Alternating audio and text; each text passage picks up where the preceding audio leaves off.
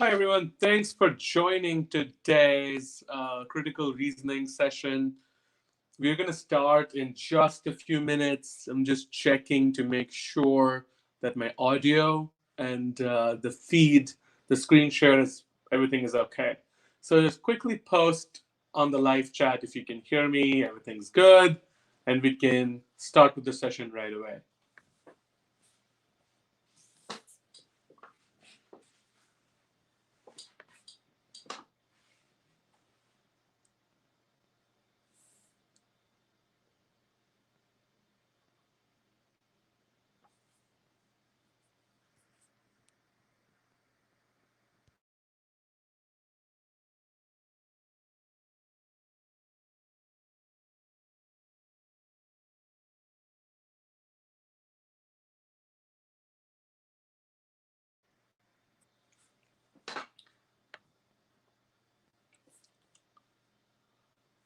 All right, so I'm getting some feedback that the audio is okay.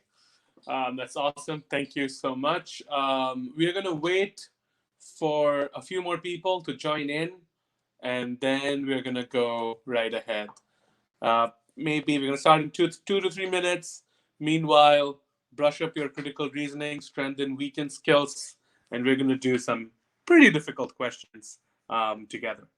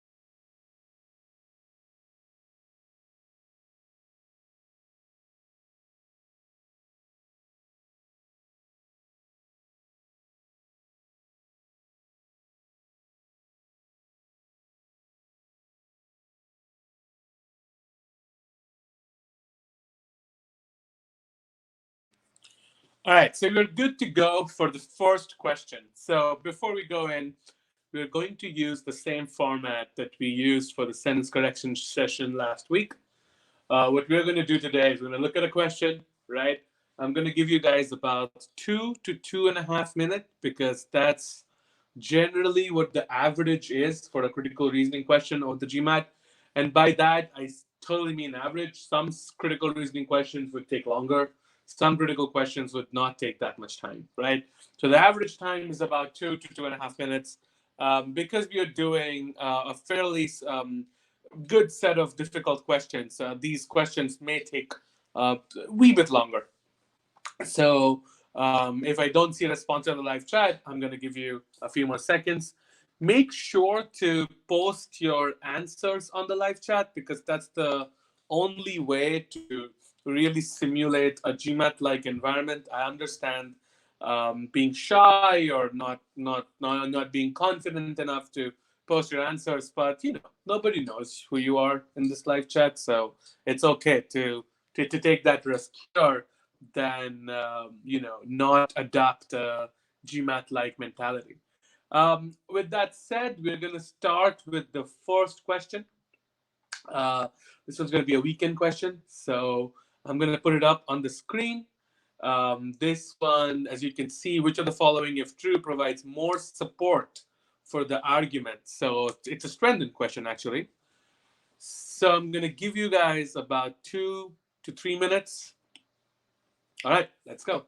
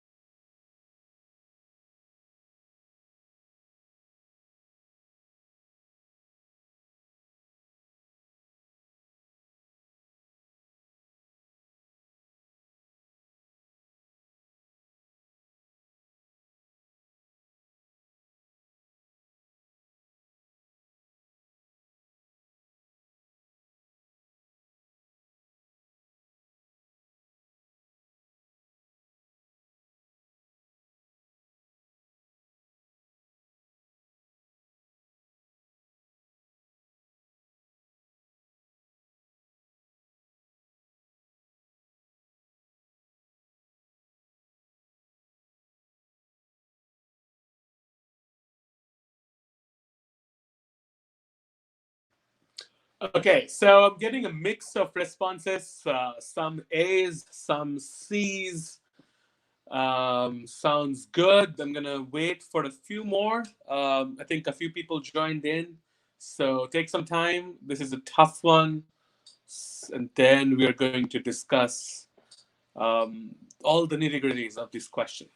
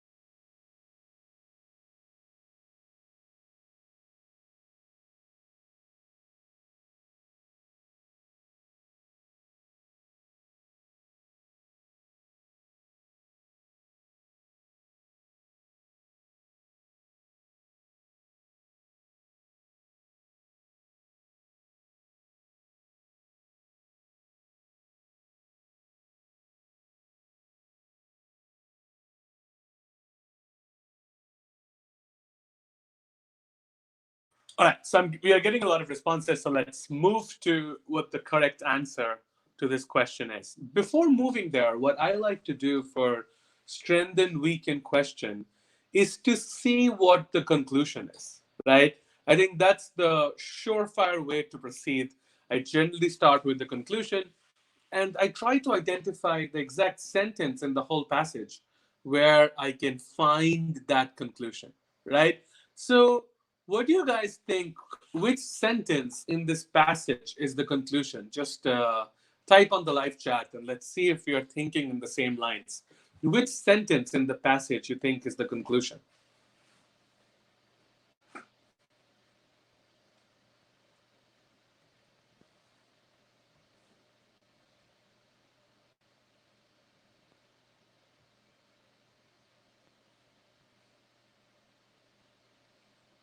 We are trying to identify the conclusion here, so feel free to post that sentence on the live chat. All right, so Manuel says good fundraisers constantly try. Okay, okay, that that's something.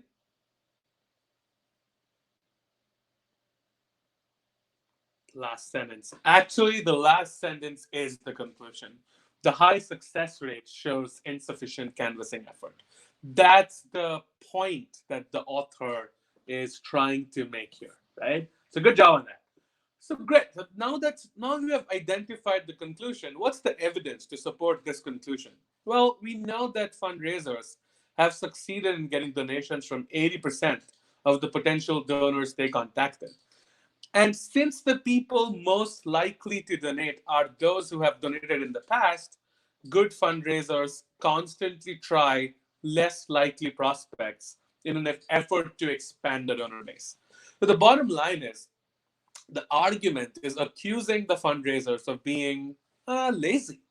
Lazy fundraisers who just keep contacting people who have donated in the past. The correct answer will support this conclusion that the fundraisers were not doing a good job and that the high success rate shows insufficient canvassing effort. So let's look at the answer choices, right? So the answer choice A says Smithtown University's fundraisers were successful in their contacts with potential donors who had never given before about as frequently as were fundraisers for other universities in their contacts with such people. Um, it's a tough sentence to unpack, but think about it. This looks pretty good. We are trying to find support for the idea that the fundraisers were not doing a great job, and the high success rate shows insufficient canvassing effort. So A is telling us that the Smithtown fundraisers were no better than those of the other universities. So that supports the idea that they were not necessarily doing a great job. Plus, if Smithtown's fundraisers were just as unsuccessful with potential new donors as other universities, then it must be the case that the exceptionally high 80% success rate came from targeting the previous donors. So I think A looks pretty good here. So at this point, I'm going to be pretty happy with how A is shaping out to be. But again, we have other answer choices, so we have to go through them. But I have a strong feeling that A is the right one. All right, so let's move to the second. Let's move to the second answer choice here. The option B says this year the average size of donations to Smithtown University from new donors when the university's fundraisers had contacted was larger than the average size of donations from donors who had given to the university before. Well, if this is true, the fundraisers deserve, some praise. But it's not really relevant to this argument. We're trying to support the idea that the high success rate shows insufficient canvassing effort. The size of the donation tells us nothing about the canvassing effort, right? Does that make sense? All right. So now we move to the third option, right? Which is this year, most of the donations that came to Smithtown University from people who had previously donated to it were made without the university's fundraisers having made any contact with the donors. A lot of you guys picked this, so I'm going to try to break this down. Well, to be honest, this is pretty much irrelevant. It just tells us a lot of people donated without being contacted. This doesn't tell us anything about the fundraisers' canvassing efforts with new donors or whether they were doing a good job in general. It could very easily happen that the fundraisers canvassed a lot more, but their success rate were low because everybody donated who were not contacted, right? So this doesn't tell us anything about the canvassing efforts of the fundraisers. So C is wrong too. Let's look at D. The majority of the donations that fundraisers succeeded in getting for Smithtown University this year were from donors who had never given to the university before. Okay, this would definitely weaken the argument. This is the exact opposite of what we want. Because if this is true, then the fundraisers must have contacted a lot of new potential donors with a high degree of success. So this one is clearly wrong. All right, let's look at E. More than half the money raised by Smithtown University's fundraisers came from donors who had never previously donated to the university. Well, if anything, this weakens the argument again. If E is true, it would be awfully hard to argue that the fundraisers were not doing a good job with new donors. So it's pretty clear that A is our winner, right? Oh, okay. So that was a tough one. That's not the easiest question. How are we feeling? Do we feel we have a good hand in how this question was deconstructed? Let me know, and we will then move to the next question. Also, by the way, if you like this format and if you want more of this critical reasoning and sentence correction and reading comp session, drop me a like. That will let me know that this is useful, and we're going to keep doing this every week, every other week, so that we can do more GMAT verbal type sessions. So drop me a like, subscribe to GMAT Club so that you get notified of new videos and when things go live. Can you explain why A again? Yeah, absolutely. I'm happy to do that. So for A, Smithtown University's fundraisers were successful in their contacts with potential donors who had never given before, about as much as were fundraisers for other universities in their contacts with such people. Well, For strength and type questions, we're trying to find support to the conclusion, right? So we are trying to find support for the idea that the fundraisers were not doing a good job and that the high success rate shows insufficient canvassing effort. So A tells us that the fundraisers were no better than those of the other universities, right? However, their rate of getting funds were exceptionally high. That's a premise, so we know that for sure. So it does support the idea that they were not necessarily doing a great job, they just got lucky. Plus, if fundraisers were just as unsuccessful with potential new donors as other universities, then it must be the case that the 80% exceptionally high success rate came from targeting previous donors. Does that make sense? This was a tough one. Manual as frequently as seems awkward. It's not a sentence correction session, so I wouldn't worry about it.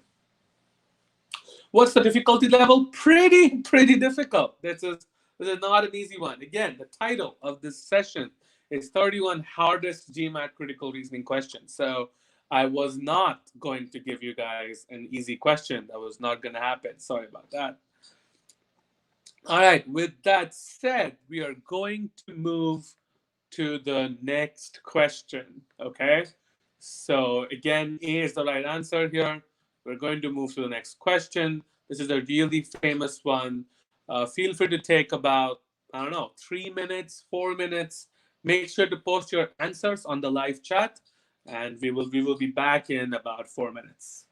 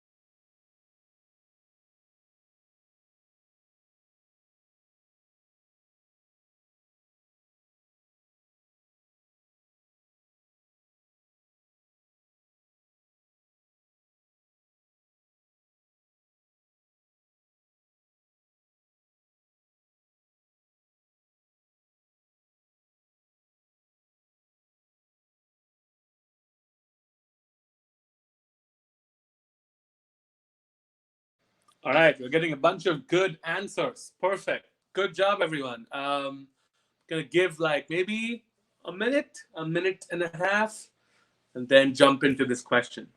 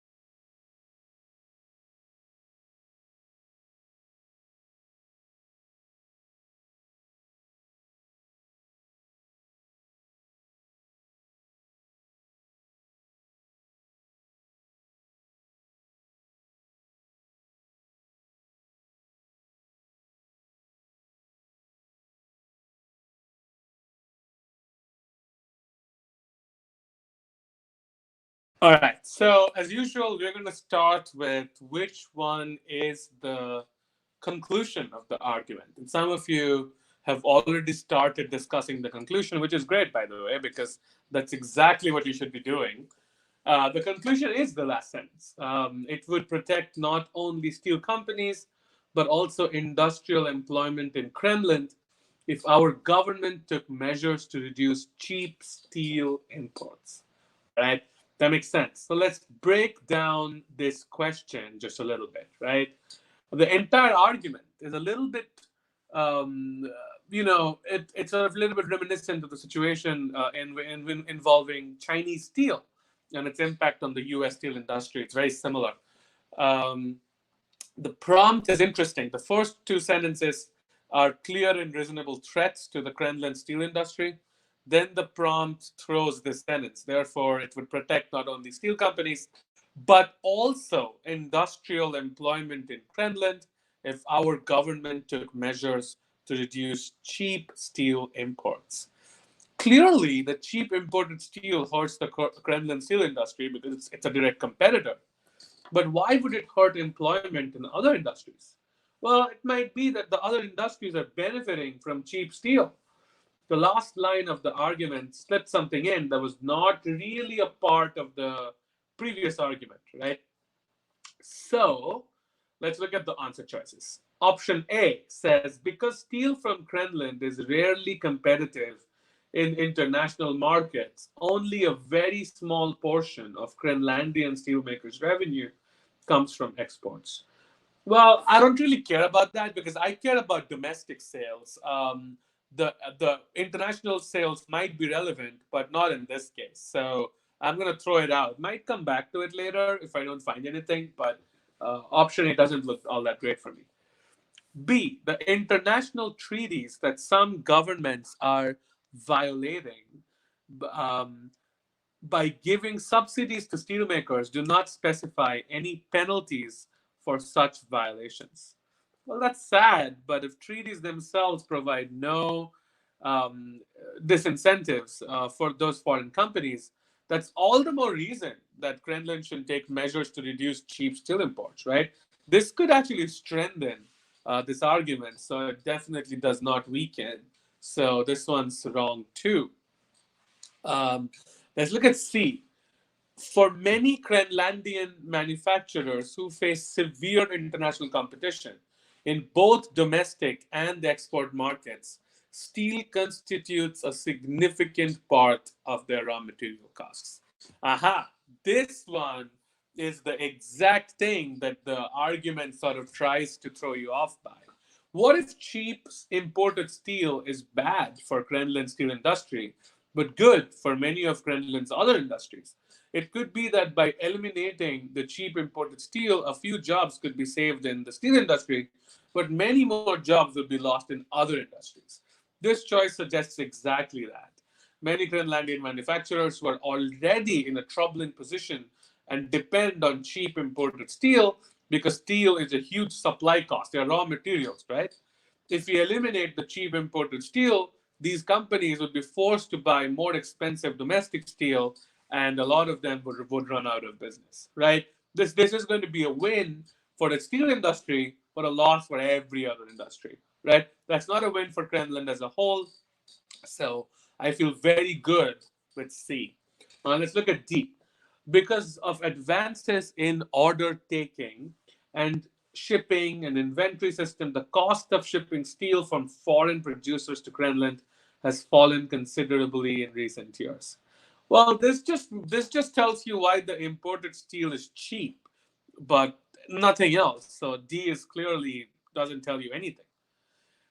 E. Wages paid to workers in the steel industry in Greenland differ significantly from wages paid to workers in many of the countries that export steel to Greenland. Well, that may be true, and in fact, explain why there's a difference in steel price, right? But like D, this explains the problem, but it doesn't really do anything to solve it. So this is also incorrect. So my correct answer choice is C. What do you guys think of this one? Do you think this is a good one? It's a really good question, and I've seen this import export sort of questions many times in the GMAT, and often it's like an economic fallacy where the GMAT is trying to get at, right? I'm getting a few questions. C seems to be the right answer, but it's far fetched. It's not far fetched. It's actually pretty spot on. It's a terribly correct answer. So I'm gonna go with C on this one. Let me know if there is any issues, questions. If you joined in a little bit late, we are doing critical reasoning questions today. Of course, this session will be available offline. It's gonna always be there on YouTube. So even if you missed some of the live parts of the session, it's still going to be there, right? So definitely hit the like button just under the video. Subscribe to the channel if you haven't, because we have been doing GMAT videos every day almost now, both GMAT and MBA videos, and it's been a really good week. This week we did 3 videos, so feel free to check those out. And yeah, so before we move to the last question, let's take a look at a few comments. What should be the strategy when you are stuck between two answer choices and both seem equally likely? Well, to be really honest, they're not equally likely, right? So that's why one of them is correct and the other one is wrong. But this happens. I hear you. This happens all the time. And now it depends on whether you're feeling really strong about one answer choice. Often, what happens is that the two that let's say it's a strengthened question, like the previous one, right? And the two answer choices you are looking at, one of them actually weakens it, and you didn't come to that justification because weaken and strengthen, they're just other ends of the coin. So I would go back to the conclusion, try to understand what you're exactly looking for, and then look at those two answer choices again. And if you still can't find that, man, then I would guess and move on, because GMAT is a timed test, and you are definitely penalized on taking too much time on a particular question. So if you're spending more than 4, 5, 6 minutes, I would guess and move on. But just so you know, 3 to 4 minutes is a totally acceptable time to spend on a hard critical reasoning question. Um, can you please explain why C? I'm running a little bit low on time here, so you can always go back to the video once this is posted. This will be posted immediately after the live session is over, and you'll be able to get what I meant by C. I think it was very clear. So go for it. Go back and watch it again. This is so totally fine. I am going to move to the next one. Sorry about that. All right, so let's look at the last question for today. Again, I'm going to give you guys 3 to 4 minutes and then come back.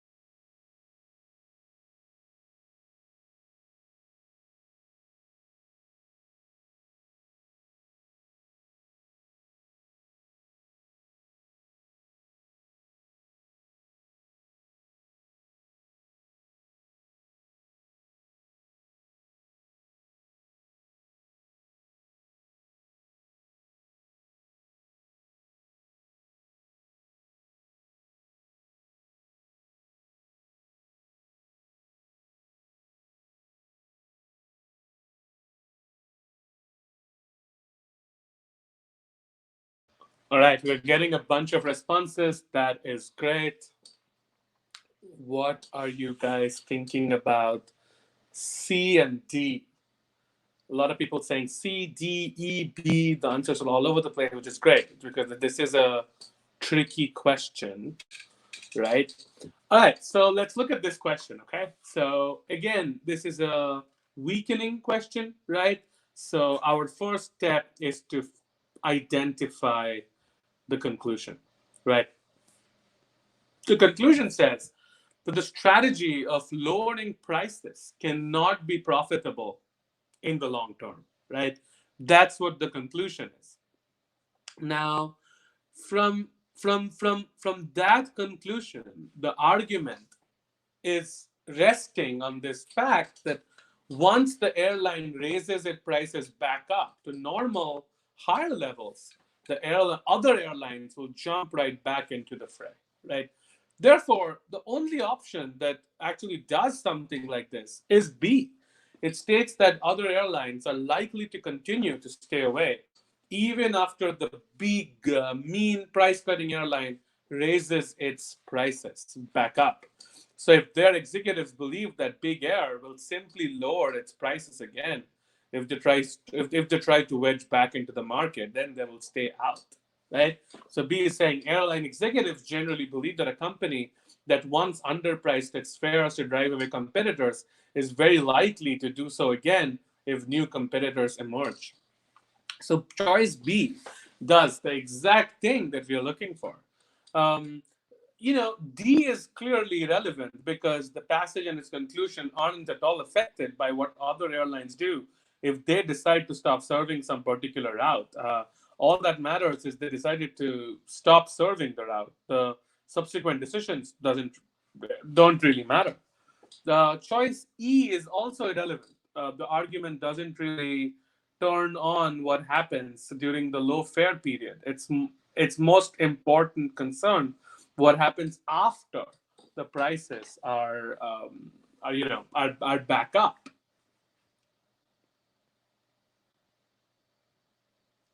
Right, Manuel. That's you're totally right. But I have to say though, like for weekend questions, you don't have to destroy the conclusion. No, you have to provide support that the conclusion may not be the right one. Right. What you are referring to is the negation technique in assumption. So an assumption is something that the conclusion depends on, right? But a weakener should just be something that the conclusion doesn't look into. That a weakener doesn't necessarily mean that the conclusion is wrong. It just gives you some reason to doubt this conclusion, right? All right, so this was a fun one. This is a tough question too. So I'm gonna stick around if you have questions about this one. Happy to take any particular answer choices. Otherwise, I'm going to go grab some lunch and I'm going to also figure out what to do for the rest of the semester because I've already graduated. I finished all my classes. I have no classes left. I go to the University of Michigan Raw School of Business, and I just finished my last quarter. So, so that's pretty much it for today. Very easy to get this question wrong. Yeah, it's a tough one, man. What can I tell you? What I'm going to say before I leave is please like the video, subscribe to the GMAT Club YouTube channel. We are posting videos almost every day. So make sure that you are in the know. We are doing a lot of GMAT videos, a lot of MBA videos from our experts. I am by no means an expert, but I try to do questions because this is the kind of review and problem solving that helped me in my GMAT. Somebody's asking me, are you from India? Originally, yes. Currently, I'm in the US. I go to University of Michigan, Raw School of Business. Is B the final answer? Yeah, absolutely it is. We are going to come back with some sentence correction session on Wednesday.